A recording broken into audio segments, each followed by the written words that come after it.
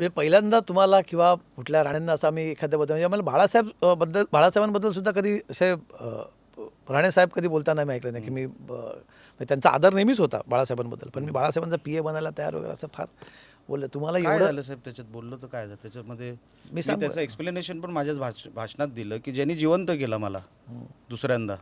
कोणी बघायलाही तयार नव्हतं निलेश राणेकडे, कोणी उभं करायलाही तयार नव्हतं निलेश राणेला. असं का झालं पण निलेश राणेंचं? 10 वर्ष पराभव. पण घरात म्हणजे तुमचे वडील राज्याचे माजी मुख्यमंत्री, एवढे हो. मोठे नेते, केंद्रात मंत्री, तुमचे भाऊ आमदार, एवढं सगळं राणे परिवाराचं तिकडे ताकद माझं असताना नाही चाललं 10 वर्षामध्ये मागच्या. का झालं असं? माझ्यामध्ये काहीतरी खोट असेल.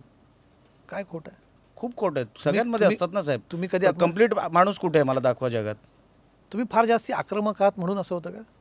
कदाचित माझी भाषा असेल किंवा काय माझ्याकडून चुका झाल्या असतील.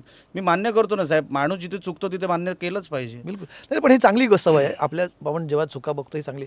जेव्हा निलेश राणे स्वतःचं बसून आत्मपरीक्षण करतात, इंट्रोस्पेक्शन करतात, थोडं सिंहावलोकन करून बघता मागे, काय वाटतं काय या दोन निवडणुकांमध्ये तुम्हाला पराभव पत्करावा लागतो? का झालं असं? बघा साहेब, 2014ला मी हरलो त्याचं कारण मोदी साहेबांची लाट होती.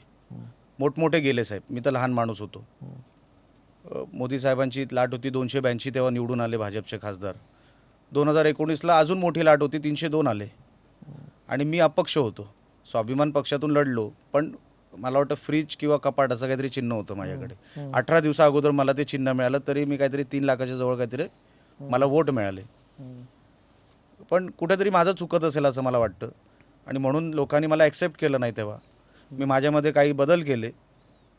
लोकांना कदाचित ते पटले असतील किंवा मला माहीत नाही, कार्यकर्त्यांना पटले असतील, लोकांना पटले असतील.